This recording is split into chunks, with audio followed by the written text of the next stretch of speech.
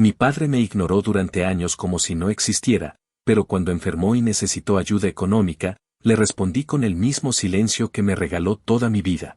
Mi padre siempre fue esa presencia incómoda, como cuando alguien deja la televisión encendida en otra habitación y uno escucha el murmullo sin entender nada. Estaba ahí, pero jamás conmigo. Crecí en una casa donde mi madre hacía malabares para que todo pareciera normal mientras él se encerraba en su taller, o en el garaje, o simplemente detrás de la pantalla de un televisor. Cuando yo era niño solía acercarme con dibujos, con libros, con preguntas idiotas de esas que hacen los críos, y él apenas levantaba la vista. A veces murmuraba algo que sonaba a aprobación vacía, otras simplemente seguía con lo suyo como si yo no existiera. Mi madre solía decirme que no lo tomara personal, que él era así con todos. Pero eso no hacía menos jodido el hecho de que el hombre que se suponía debía enseñarme a ser parte del mundo vivía como si hubiera decidido borrarse de él. Cuando cumplí la edad suficiente para recordar todo con claridad, empecé a notar que la relación que tenía conmigo no se parecía en nada a la forma en la que trataba a los hijos de mis tíos o al hijo de un vecino que siempre venía a presumirle sus trofeos de béisbol. A ellos si los escuchaba, si los invitaba a entrar, si les hacía preguntas sobre sus prácticas o sus calificaciones. Yo estaba ahí mismo, parado a un par de metros, y aún así me sentía como un maldito invitado sin nombre. Mi madre siempre trató de compensar todo eso, era de las que asistían a cada entrega de premios aunque el reconocimiento fuera insignificante. Ella hacía que yo sintiera que importaba, incluso cuando él hacía todo lo posible por demostrar lo contrario. Esa mujer era la única razón por la que la casa no se caía a pedazos emocionalmente. Cuando ella murió, a mediados de mi adolescencia, esperaba que su ausencia lo sacudiera al menos un poco, que se diera cuenta de que su hijo necesitaba por lo menos un abrazo, una mano en el hombro, algo. Pero el día en que me dieron la noticia él apenas suspiró, como si le hubieran contado que el auto necesitaba afinación. Caminó por la casa con la misma rutina de siempre y lo único que dijo fue que ahora yo tendría que crecer más rápido. Ni una palabra de consuelo, ni un gesto, ni un intento de contacto humano. Y no hablo de tragedias exageradas, llantos dramáticos o reconciliaciones de película. Hablo de humanidad básica. Nada. Así fue como mi mundo perdió su único apoyo real y me quedé viviendo con un tipo que me veía solo cuando necesitaba que limpiara algo o que me apurara para pagar alguna cuenta. A los pocos meses empezaron las exigencias. Me dijo que tenía que ponerme a trabajar porque ahora había gastos que cubrir. Me acuerdo perfectamente de la sensación de estar siendo desalojado de mi propia casa mientras seguía viviendo ahí. Me levantaba temprano para la escuela, regresaba para encontrar un plato de comida fría y un hombre que no dirigía palabra alguna más allá de un turno de lavar. A los 18 junté lo poco que tenía, dejé una nota en la mesa diciendo que me iba y que no se preocupara. Jamás respondió, jamás llamó, jamás preguntó dónde estaba. Para él fue como si me hubiera evaporado. Y yo también empecé a hacer mi vida, trabajando donde pudiera, mudándome de cuarto en cuarto, construyendo algo que por primera vez dependiera solo de mí. Con los años, de vez en cuando miraba su perfil en redes sociales por pura curiosidad. Lo veía publicando fotografías con cervezas, viajando con amigos del trabajo, asistiendo a cumpleaños de otros niños que no eran yo. A veces lo veía posando al lado de un sobrino mío, abrazándolo como si fuera su propio hijo, y juro que me daba un coraje que me duraba días. Pero eventualmente dejé de sentirlo, o más bien aprendí a guardarlo en una cajita donde metí todo lo que tenía que ver con él. Pasaron más de 10 años sin que me buscara para absolutamente nada, ni siquiera para mandarme un mensaje genérico en un cumpleaños. Llegó un punto donde pensé que así sería siempre, hasta que hace unas semanas recibí una llamada de un número desconocido mientras estaba manejando rumbo al trabajo. Contesté porque pensé que era algo relacionado con un servicio técnico que había solicitado. En cuanto escuché esa voz ronca y gastada, supe quién era. Me sorprendió tanto que me quedé callado. Él dijo que necesitaba hablar conmigo, que estaba enfermo, que las cosas iban mal, que había tenido un par de citas médicas y que los doctores le habían dicho que necesitaba un tratamiento caro. Demasiado caro para alguien que no tenía seguro ni ahorros. Y cuando lo escuché decir que yo era su única familia, me dieron ganas de reírme de lo absurdo del comentario. Ese hombre no era mi familia. Era un desconocido que vivió en mi casa durante mi infancia. Me soltó un discurso larguísimo sobre cómo la vida era demasiado corta para rencores, sobre cómo todos merecemos segundas oportunidades, sobre que él siempre estuvo orgulloso de mí pero que no supo expresarlo. Mis manos empezaron a temblar del coraje mientras escuchaba toda esa mierda. Quise gritarle que donde estuvo su orgullo cuando yo era un crío hablándole solo a la pared. Pero no dije nada. Me pidió ayuda económica, me pidió que lo acompañara a citas médicas, incluso insinuó que podría quedarme a vivir en mi departamento mientras se recuperaba. Sentí como la rabia me subía por el pecho como una ola caliente. Le dije que lo iba a pensar y colgué. No pensé nada. Solo pasé días enteros sintiendo un nudo en el estómago. No por él, sino porque parecía que la vida me estaba pidiendo que cerrara una puerta que nunca supe cómo cerrar. Me envió más mensajes, cada vez más insistentes. Decía que necesitaba verme, que estaba asustado, que no quería enfrentar esto solo. Y cada palabra que leía me hacía recordar cada silencio que él me regaló cuando yo era un niño que lo necesitaba. Una noche, después de leer un mensaje particularmente melodramático, dejé el teléfono sobre la mesa, respiré hondo y me dije que estaba bien dejar de cargar con responsabilidades que nunca fueron mías. Al final no le contesté nada. No le expliqué nada. No le di un discurso ni una escena conmovedora. Simplemente decidí pagarle con la única moneda que él me enseñó a usar, el silencio. Lo bloqueé. Y aunque algo dentro de mí se sintió extraño, también sentí que por primera vez estaba haciendo algo que me correspondía, no a él, no a su enfermedad, no a su arrepentimiento tardío, sino a mí. Porque uno no está obligado a salvar a quien lo dejó hundirse. Y menos cuando el rescate llega cuando ya no queda nada real que salvar. Actualización 1. Pasó aproximadamente una semana desde la última vez que escuché su voz y desde que decidí bloquearlo. No fue una semana tranquila, porque aunque yo había tomado mi decisión, el resto del mundo parecía haberse quedado en pausa esperando que yo reaccionara de una manera distinta. No sé cómo consiguió enterarse mi familia, porque yo no fui quien lo dijo, pero en algún punto comenzó a expandirse este rumor absurdo de que yo había dejado a mi padre tirado a su suerte, como si él hubiera sido un anciano venerable que me crió con paciencia y yo lo estuviera desechando en su peor momento. El primero en llamarme fue un primo con el que rara vez hablo, preguntándome con un tono casi moralista si de verdad era cierto lo que todos comentaban.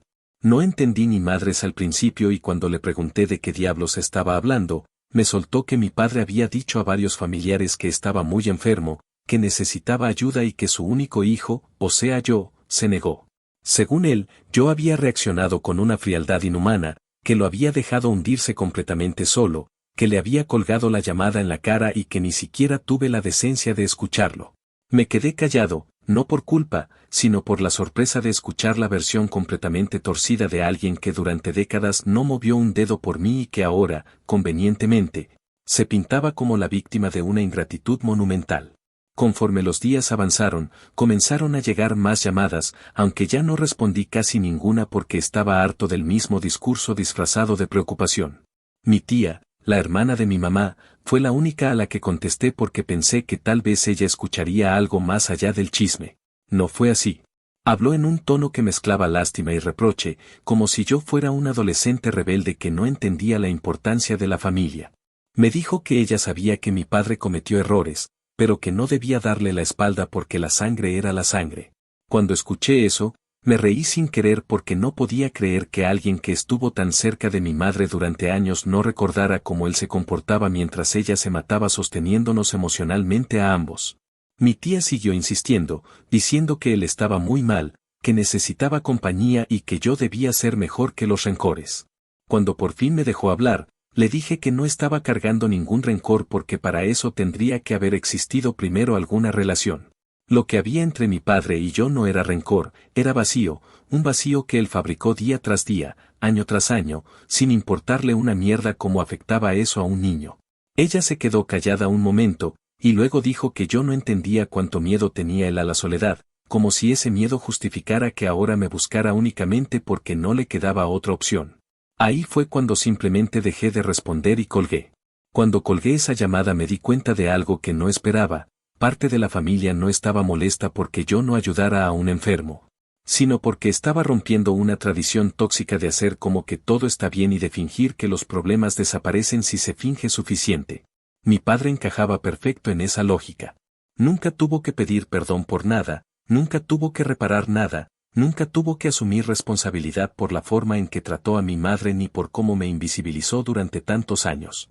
Bastaba con que pasara el tiempo y después, cuando a él se le antojara, podía regresar con la expectativa de que todos debíamos abrirle los brazos. Y como eso no pasó, ahora la historia era que yo era un desalmado que dejaba morir a su padre. Lo más irónico era que él jamás me llamó durante más de una década, jamás preguntó si estaba vivo o muerto, pero en el instante en que lo necesitó, mágicamente yo volví a ser su hijo. A mediados de esa semana empezaron los mensajes de voz desde números desconocidos. No los escuché todos, pero algunos sí porque necesitaba saber hasta dónde pensaba llegar con su campaña de manipulación. En uno decía que no sabía cuánto tiempo le quedaba, que se imaginaba cosas horribles pasando solo en un hospital, que no podía creer que yo hubiera heredado el mismo orgullo que él. Quise aventar el teléfono al escuchar esa frase, porque lo único que heredé de él fue una ausencia constante que ahora intentaba disfrazar de amor tardío. En otro mensaje lloraba, aunque yo no sé si era verdadero llanto o solo un intento desesperado de sonar vulnerable. Decía que la vida le estaba cobrando todas sus decisiones y que él quería arreglar las cosas conmigo antes de morirse. En ningún momento reconoció algo concreto. No dijo lamento haberte ignorado. No dijo sé que fui un mal padre. Solo repetía que la vida es muy corta, que todos cometemos errores y que debía dejar atrás el pasado. Lo escuché diciendo que necesitaba verme, que yo era su esperanza, que los doctores le habían mencionado tratamientos costosos y que él no tenía a nadie más. Esa parte sí creo que era real, porque si algo caracterizó a mi padre es que nunca construyó relaciones profundas con nadie. Se llevaba bien con compañeros del trabajo, con amigos de cerveza y con medio vecindario, pero no tenía verdaderos vínculos. Nunca los buscó, nunca los cuidó. Por eso ahora estaba solo. Y por eso ahora me necesitaba. En algún punto, mientras escuchaba esos mensajes, entendí que él no estaba arrepentido de lo que hizo, sino de quedarse sin opciones. La sensación no fue agradable, pero sí fue esclarecedora. No estaba buscando un reencuentro emocional, estaba buscando un cuidador, un financista, alguien que hiciera por él lo que él jamás hizo por mí o por mi madre. Y aunque su situación era complicada, yo no podía obligarme a sentir algo que simplemente no existía. No es que yo quisiera que muriera, ni que sufriera, ni que se quedara en la calle. Yo solo no quería mentirme diciendo que nuestra relación podía repararse mágicamente porque a él le urgía. El tiempo no corrige lo que no se trabaja. A finales de la semana, un familiar más lejano me escribió un mensaje bastante pasivo-agresivo, insinuando que si yo tuviera un hijo, quizá entendería que los padres siempre aman aunque no lo demuestren. Cerré el mensaje sin contestar, no porque me diera igual lo que decía, sino porque alguien que cree que el amor funciona por telepatía no entendería nada de lo que intentara explicar. Estaba claro que todos estaban comprando la versión de mi padre porque la versión cómoda siempre gana. Es más fácil creer que un hijo ingrato abandona a un padre enfermo que aceptar que hay padres que nunca debieron ser padres. Y yo ya estaba cansado de cargar historias que no eran mías. En esa misma semana empecé a notar que tenía un miedo muy específico, uno que no había querido aceptar al principio. Me preocupaba que él intentara involucrarme legalmente. Fui a ver a un abogado por simple precaución. No quería verme envuelto en trámites que no entendiera o en gastos que no me correspondían. El abogado fue directo, dijo que en nuestro estado no podían obligarme a cubrir gastos médicos de un padre adulto con el que no tenía relación, pero que algunos hospitales podían intentar presionarme por ser el contacto más cercano. Esa idea me dejó desconcertado porque yo jamás acepté ser su contacto para nada. Cuando salí de esa reunión sentí una mezcla de alivio y molestia. Alivio porque no estaba obligado a salvarlo. Molestia porque, una vez más, debía tomar medidas para limpiarme de responsabilidades que él me imponía sin mi consentimiento. La semana cerró de una manera extraña. Me di cuenta de que, a pesar de todo, había una parte de mí que esperaba una disculpa real.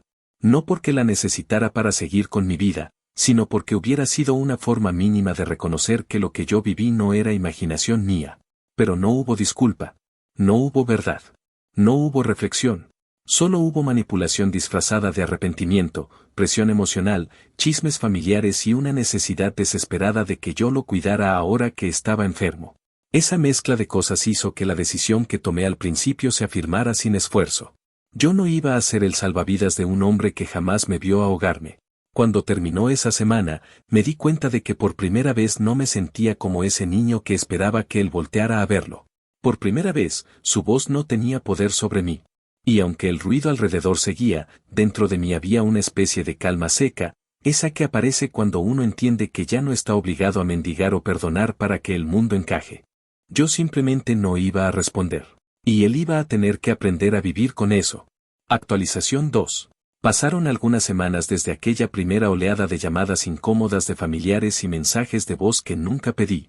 Y durante ese tiempo, en lugar de calmarse, la situación pareció tomar una forma más pegajosa, como si se aferrara a los bordes de mi vida con el único propósito de mostrarme que por más distancia que yo creyera haber puesto, aún existían cabos sueltos capaces de jalarme hacia un pasado que nunca quise volver a tocar. Yo seguí firme en mi decisión de no contestarle, no por crueldad, sino porque sabía que cualquier interacción con él iba a terminar convirtiéndose en una deuda emocional que no estaba dispuesto a asumir. Sin embargo, la vida nunca respeta el silencio ajeno, y tarde o temprano termina metiéndose por alguna rendija. El primer golpe inesperado llegó una mañana cuando estaba a punto de salir a trabajar. Un número desconocido llamó varias veces. La primera la ignoré, la segunda también, pero a la tercera pensé que tal vez era algo del trabajo y contesté. Al otro lado estaba una mujer que se identificó como enfermera de un hospital local. Me dijo que buscaba al hijo de un hombre que había sido ingresado desde la noche anterior por una complicación grave. Cuando dijo su nombre, sentí una especie de vacío, no porque me preocupara por él, sino porque me desconcertó que me estuvieran llamando a mí. La enfermera, con una paciencia profesional que supongo están obligados a mantener, me explicó que yo aparecía como contacto principal en sus documentos médicos, que necesitaban autorización para ciertos procedimientos y que él había insistido en que yo era la persona encargada de tomar decisiones por él. Me costó unos segundos asimilar lo que estaba escuchando, porque no tenía ningún sentido. Yo no había firmado nada, no había aceptado nada y, desde luego, jamás hubiera accedido voluntariamente a tomar ese rol. Le dije a la enfermera que eso debía ser un error, que yo no tenía relación con ese hombre y que no estaba autorizado a decidir por él. La mujer guardó silencio unos instantes, como si estuviera evaluando si yo estaba mintiendo o si realmente era una situación tan absurda como sonaba. Finalmente me dijo que entonces necesitaban actualizar el archivo y que yo debía firmar una renuncia de responsabilidad si acudía al hospital. Le dije que no iba a ir y que por favor me eliminaran de cualquier documento donde apareciera. Ella respondió que lo harían, aunque sonó a que no comprendía la dimensión completa del rechazo que estaba expresando. Colgué y me quedé un momento en silencio, tratando de procesar cómo era posible que él hubiera decidido poner mi nombre sin siquiera preguntarme. Era tan típico de él asumir que yo tenía la obligación de hacerme cargo simplemente porque compartíamos apellido, como si ese apellido hubiera funcionado alguna vez como un vínculo real. Ese mismo día iniciaron los mensajes desde otros números. Algunos eran frases cortas donde él decía que necesitaba verme, que por favor no lo dejara solo, que no sabía si iba a salir del hospital. Otros eran más largos, más dramáticos, donde repetía una y otra vez que había tenido miedo, que no sabía a quién recurrir, que yo era su única esperanza porque nunca confió del todo en nadie más. Esa frase en particular me provocó una rabia tan profunda que tuve que dejar el teléfono sobre la mesa para no arrojarlo al piso. Era una mentira tan descarada que parecía una burla directa a mi memoria. Él no había confiado en mí nunca. No me pidió opinión cuando estaba vivo y saludable, no preguntó dónde estaba cuando desaparecí de su vida, no mostró la más mínima preocupación mientras yo navegaba la vida como podía después de quedarme sin madre. Ahora, de repente, yo era su ancla emocional porque se estaba quedando sin alternativas.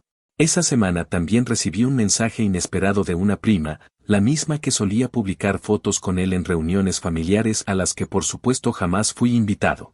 Me dijo que él había tenido un episodio fuerte y que estaban esperando resultados de imágenes y laboratorios.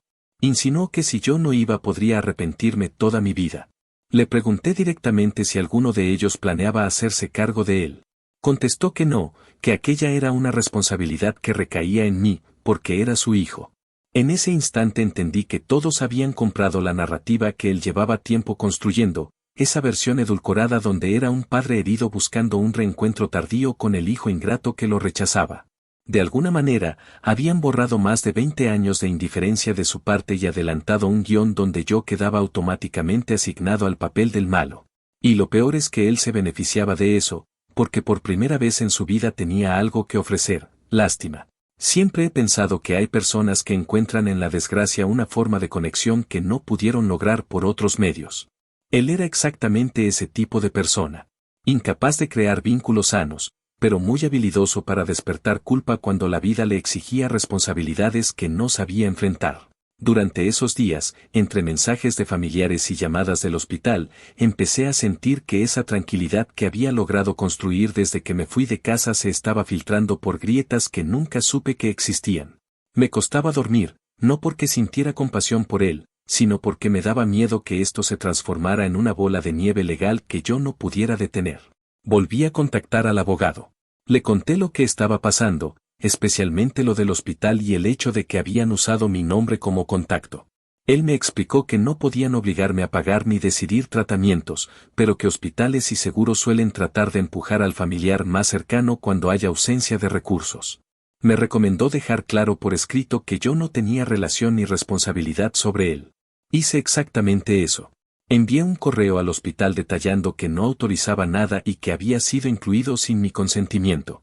Sentí algo de alivio, pero no suficiente como para borrar la sensación de que él había dado un paso más allá de lo éticamente aceptable al ponerme en esa posición. Un momento especialmente extraño ocurrió un par de noches después. Recibí un mensaje que no era suyo, sino del número de mi prima. Ella dijo que él estaba semiconsciente, que preguntaba por mí, que insistía en que yo debía estar ahí. Me describió una escena casi melodramática donde él, en medio de los dolores y los sedantes, decía cosas como que no quería morir sin arreglar nuestra relación. Me quedé mirando el mensaje un rato largo, no porque me moviera emocionalmente, sino porque me hizo pensar en cuántas veces había querido yo, de niño, que él mostrara aunque fuera una mínima señal de preocupación. Era curioso. Cuando la vida me aplastaba, él no estaba, cuando él sentía que la vida lo estaba aplastando, yo debía estar ahí. Era como si todo su concepto de paternidad estuviera invertido. A partir de ese día, mis noches se volvieron una especie de terreno neutral donde no dormía bien, pero tampoco estaba despierto del todo. Pasaba mucho tiempo recordando cosas que creía ya olvidadas. Recordaba a mi madre tratando de excusarlo, recordaba mis esfuerzos infantiles por llamar su atención, recordaba las navidades donde me entregaba un regalo sin verme a los ojos. Recordé incluso el día en que me fui de la casa, una mañana silenciosa donde cerré la puerta pensando que tal vez él saldría detrás de mí para preguntarme dónde iba. No lo hizo. Y esa imagen, revisitada tantos años después, me ayudó a reafirmar que lo que estaba haciendo ahora no era venganza. Era coherencia. La semana terminó de una forma caótica. Alguien publicó en el grupo familiar que él estaba hospitalizado y que yo lo había abandonado. Lo leí sin participar.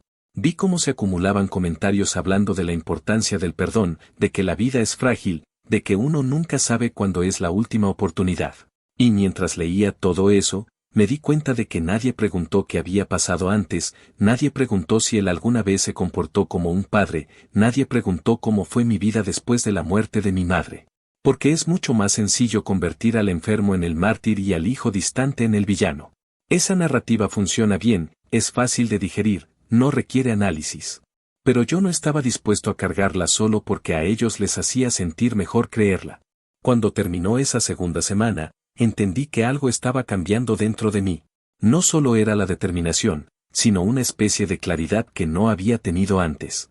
Ya no estaba actuando por impulso o por enojo. Estaba actuando desde un entendimiento muy simple, yo no era responsable de sanar a alguien que jamás lo intentó conmigo. Y aunque el mundo entero insistiera en que debía aparecer, aunque mi padre siguiera presionando con mensajes o poniéndome en documentos que nunca firmé, aunque los familiares me apuntaran con el dedo, yo ya no tenía la necesidad de defenderme ni de justificar nada. Él había tomado sus decisiones durante toda su vida y ahora yo estaba tomando las mías. Al cerrar esa semana, me acosté en la cama con una sensación difícil de describir. No era alivio, no era tristeza, no era culpa.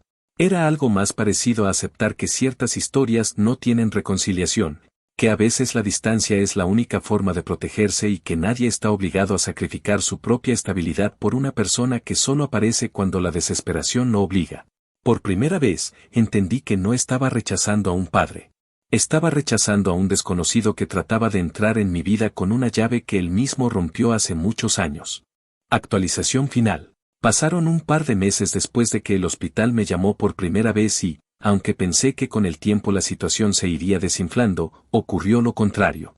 Todo se fue volviendo más espeso, como si la historia que él había fabricado comenzara a moverse por su cuenta. Durante esas semanas, el contacto con mi familia extendida prácticamente se rompió, no porque yo lo buscara, sino porque ellos habían decidido que era más cómodo ponerme la etiqueta de hijo cruel que tomarse un segundo para recordar que ninguno de ellos había estado presente cuando yo era un crío tratando de llamar la atención de un hombre que jamás levantó la mirada. De cierta forma, ese distanciamiento fue un alivio. No tenía que explicar nada, no tenía que justificarme, no tenía que entrar en discusiones con personas que ni siquiera tenían claro qué tipo de relación existió realmente entre mi padre y yo. Sin embargo, ese silencio de ellos también tenía un peso extraño que me acompañaba durante el día y, sobre todo, durante las noches. A finales de ese segundo mes me enteré por un mensaje breve de una prima que él había tenido un deterioro fuerte. No dio detalles, solo algo como que las cosas se estaban complicando y que, si yo tenía algo que decirle, era momento de hacerlo. Me pareció curioso que alguien me insinuara lo que debía hacer cuando jamás estuvieron en la casa donde él decidió vivir como si yo fuera un objeto olvidado. Leí el mensaje varias veces, tal vez esperando sentir algo distinto, algo más humano, menos duro, un impulso aunque fuera mínimo, pero no llegó nada. Era como si hubiera agotado cualquier emoción relacionada con él y lo único que quedaba era una especie de neutralidad firme que no se inclinaba hacia ningún lado. No borré el mensaje, simplemente lo dejé ahí flotando entre otros que jamás contesté. Unos días después, la misma prima escribió de nuevo. Esta vez fue más directa. Me dijo que él había fallecido. El mensaje no incluía ningún adorno emocional, ninguna descripción de sus últimas horas, ningún intento de convencerme de que fuera al hospital. Solo anunció lo ocurrido, como quien explica una noticia inevitable. Al leerlo, sentí una reacción tan extraña que me costó reconocerla. No fue impacto, no fue alivio, no fue dolor. Fue como si parte de mi vida, esa parte donde él había estado presente como un peso silencioso, se cerrara sola sin pedirme permiso. Me quedé sentado un rato, sin moverme, sin intentar interpretar nada. Comprendí que, a pesar de toda la tensión, la historia ya había terminado. Pasaron algunos días antes de que se mencionara el funeral. Un familiar, creo que un tío segundo, me envió un mensaje diciendo que esperaban que estuviera ahí, que era mi última oportunidad de despedirme de mi padre. Había una intención clara de provocar culpa, como si el simple hecho de no asistir significara una falta moral imperdonable. Me quedé mirando ese mensaje y pensé que era curioso como todos parecían tener muy claro lo que debía sentir, lo que debía hacer, pero ninguno se preguntaba por qué no sentía lo mismo que ellos. Contesté únicamente para preguntar la hora y el lugar. No entré en explicaciones. No les debía nada. El día del funeral llegué tarde, no por descuido, sino porque no quería cruzarme con nadie ni participar en conversaciones incómodas donde seguramente intentarían convencerme de que él había sido un buen hombre con mala suerte. Fui directamente hasta la capilla donde estaba el ataúd, pero me quedé atrás, casi pegado a la pared. Había más gente de la que imaginé. Algunos compañeros de trabajo, vecinos, amigos de bar y algunos familiares que jamás me llamaron en todos estos años. Todos hablaban con un tono suave, casi cariñoso, como si estuvieran describiendo a un hombre distinto al que yo conocí. Esas conversaciones me llegaban fragmentadas, pero suficientes para entender que estaban hablando de un padre presente, amable, generoso, alguien que se desvivía por los demás. Decían cosas como que siempre tenía un consejo, que era un hombre reservado pero con buen corazón, que su vida había sido más difícil de lo que muchos sabían y que, aún así, trataba de dar lo mejor. Escuché incluso a alguien decir que él siempre hablaba de lo orgulloso que estaba de su hijo. Tuve que cerrar los ojos unos segundos cuando oí eso porque me pareció una mentira tan enorme que por un instante me dieron ganas de salir y gritarles que no sabían absolutamente nada. Cuando la gente comenzó a dispersarse, esperé hasta que quedaran muy pocos. Me acerqué despacio, no porque sintiera temor o tristeza, sino porque no sabía realmente cómo se supone que debe actuar un hijo ante el cuerpo de un hombre que jamás ejerció la paternidad. Me paré frente al ataúd sin prisas. Lo miré como si estuviera viendo a un desconocido con el que compartí techo durante años, pero que nunca me conoció de verdad. No sentí odio, no sentí alivio, no sentí vacío, solo una comprensión lenta y firme de que aquella era la última vez que él estaba en mi vida en cualquier forma. Aquella figura inmóvil ya no tenía poder para modificar nada. Pensé que tal vez debía decir algo, alguna frase simbólica que cerrara el ciclo, pero no sabía qué. Después de unos segundos, Simplemente susurré que hubiera deseado que las cosas fueran distintas y que él hubiera sido capaz de ser un padre cuando aún había tiempo. No esperaba una respuesta, ni una sensación mística, ni un cierre emocional. Solo dejé esa frase en el aire, como quien cierra una puerta que llevaba años oxidada. Después del funeral, algunos familiares intentaron acercarse, tal vez para hacer comentarios de apoyo o para echarme en cara que no estuve presente mientras él vivía. No les di oportunidad. Salí antes de que alguien pudiera detenerme. Sentí que si me quedaba a escuchar sus opiniones iba a entrar en una dinámica absurda donde ellos intentaban reescribir una historia que no vivieron. No quería pelear con nadie, pero tampoco iba a permitir que hablaran de mí como si mis decisiones hubieran sido producto de capricho o maldad. Aunque ellos no lo entendieran, mi ausencia no fue castigo. Fue consecuencia. La siguiente semana estuvo marcada por asuntos prácticos. Me contactaron para hablar sobre deudas pendientes y asuntos legales relacionados con su muerte. Por suerte, el abogado me había adelantado que no estaba obligado a asumir ni un centavo. La mayoría de los trámites quedaron en manos del hospital y del Estado, porque él no dejó beneficiarios designados ni bienes reales aparte de algunas cuentas sin fondos. Saber eso me dio una tranquilidad inesperada. No porque estuviera huyendo de alguna responsabilidad, sino porque significaba que no quedaba nada que me atara a él de forma involuntaria. No había herencias, no había obligaciones, no había papeles que firmar. Ese capítulo se cerró exactamente como había transcurrido, sin su presencia en mi vida y sin la mía en la suya. Lo que más me sorprendió, sin embargo, fue algo que ocurrió días después. Me desperté una mañana y por primera vez en mucho tiempo no sentí ese peso constante en el pecho. No era felicidad ni alivio, sino la sensación rara de que el ruido se había ido. Ya no tenía llamadas que ignorar, familiares intentando manipularme, mensajes que me obligaran a recordar las partes más jodidas de mi infancia. Era como si, al morir él, también hubiera muerto la obligación emocional que otros me querían imponer. Y aunque suene extraño, no fue una sensación amarga ni liberadora. Fue simplemente un descanso. Con el tiempo empecé a pensar en mi madre mucho más de lo que había pensado en él.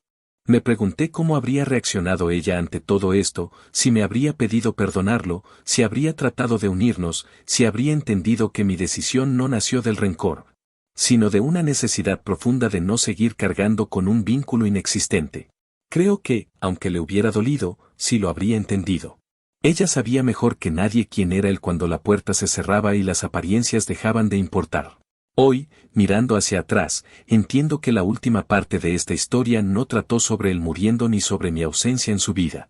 Trató sobre aceptar que no todo lazo familiar es un lazo real, que hay padres que nunca llegan a serlo aunque la biología diga lo contrario, que uno no está obligado a sacrificar su salud emocional para cumplir con expectativas ajenas. El silencio que le di al final no fue venganza.